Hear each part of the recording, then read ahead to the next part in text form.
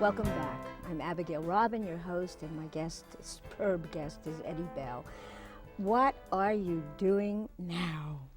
Well, besides writing. I do a lot of things. Yeah. Beside hiking and fishing and and riding my bicycle. I'm an ordained deacon at Riverview Baptist Church in Kingston, and you do the things that deacons do. But also, I'm very involved with young people. I have a college club, and I work with young people, preparing them basically in the Kingston, and I'm preparing them to be competitive college students, not teaching so much, but teaching them about the process. A lot of students that come out of families that aren't wealthy and,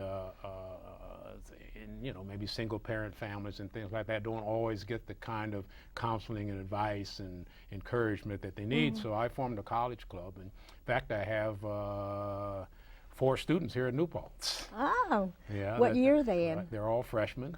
Oh, I may know some of them. And I just got real good news. After graduation, found out one got I didn't get all 4 reports, but one got a 3.1, and one who was had a little tough time, but came out with a 2.4. So they're surviving and doing well. And so I continue to work with young people. I love young people. I also support families in the church. And then outside of the church, I'm always writing, and still taking photographs? Still taking photographs, and still like to travel, and things like that. It's a real full life for a retired.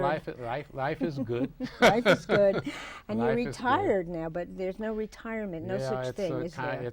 It's kind of a thing, and I had another real interesting thing. Well, I won't go through the whole story, but I got invited to the White House, because of I initiated a project when President Clinton was in office, and it ended up, the short part of it ended up with the first work of art by an African-American artist being purchased for the permanent White House art collection. Wow. And I was invited. Who was the artist? His name was Henry Ossawa Tanner, and the painting was Sand Dunes at Sunset, Atlantic City. Done in 1800s, and I got invited to the White House and treated very nicely by the President and Mrs. Clinton. And in fact, I'm in her book, Invitation to the White House. They tell the story. I'll have to read it now. Yeah, it was in the New York Times and things, so I feel good about that. Now we hope they'll add another one. Now we don't. You're famous. Just have one. Well, I don't know about that, but I try to be an advocate great. for things. When I see things, I try to speak out. And I was on the foundation, for long. I had 2 terms here at New Paltz College on the foundation. I was secretary of the foundation and try to help the foundation raise money for scholarships. And so I still do those kind of things. Good soul. And you know what? I want to hear you read another poem. I mean, it was so moving, that last poem, Atonement. I want to hear the other. All right. Well, I will. I'll be happy to read another poem. That's what I love to do best. Okay, so good. I'll say one thing before I read it. How people could do things to another person that was so terrible was that they changed them into not being a human being, into an animal. Exactly. So this poem kind of talks about that. It's called The Other, and it's a mother speaking. Fascinating concept. Yes, go ahead. Ain't no monster like the papers say, lusting for cream, white sugar. Wasn't craving for evil, ain't had no tail, ain't had no brutish heart. My son a man. They killed a man, they made a rabid dog. Changed his image to suit him so his blood didn't stain. Wanted his blood justified, not lessened by the shame. They killed my son, not no monster. A blood-flowing man scooped up from dust, molded by spit, breathed to life by the Lord, our Maker. This womb didn't birth no monster, birthed a living, breathing man. They killed my son, a living, breathing man. Whoa, that is really powerful. Yeah. Whoa, that is, whoa.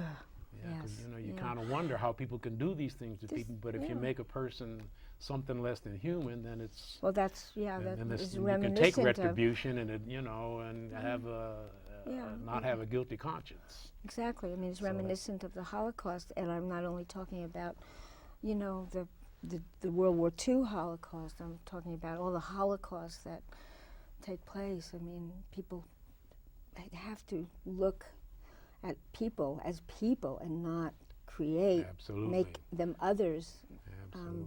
and turn them into animals. You're absolutely So true. the And purpose this of is- that's kind of the purpose of my book, to just put people's feelings. That's why I say it's about the effect of lynching, how it affected, Yeah. you know, these are real people that had real feelings on both sides of the issue, of course, mostly on the sides that suffered, but there were The victims, feelings. right, And, yeah. you know, in these towns and things where lynching took place, there were people that didn't want it, but they maybe didn't speak up. Exactly. For out of fear of Fear being yeah. of being good, Yeah, in a way, right, or fear being of a saying lover, no, you know, can't do of the that. wrong people. Right, right. No, you And, can't do you know, that. and during those lynchings, those speculative people left town, you know, of all races. White people left town and things, you know, because they didn't want to be bothered with it. You know, there's a theory about what ended lynching, which kind of ended in the 1930s as a mass thing, and that was economics. Oh, well. It wasn't necessarily humanitarian. It was economics, because lynchings brought negative, you know, negative publicity to where Right. the places where it happened, and then Exactly. people And didn't they want to became- go there. They became attractions. Right, yes, right, exactly. right. So, Economics is one of the most basic Right. things, and we're going to have to wind this up now. I want to thank you so much. This has been such a delight for me, so enjoyable. And I want to wish you the best of luck in terms of promoting your book and Festival of Tears and all the work you're doing for the good. All right. And so it's really been a pleasure. Well, it's certainly a absolute pleasure. You had me here, and I certainly appreciate it. Well, right. thank you. Okay, and maybe one day you'll have me back. Okay, I'd love it. I would love Okay, it. thank All you. right, take care. We'll see you next week. Okay, be well, take care.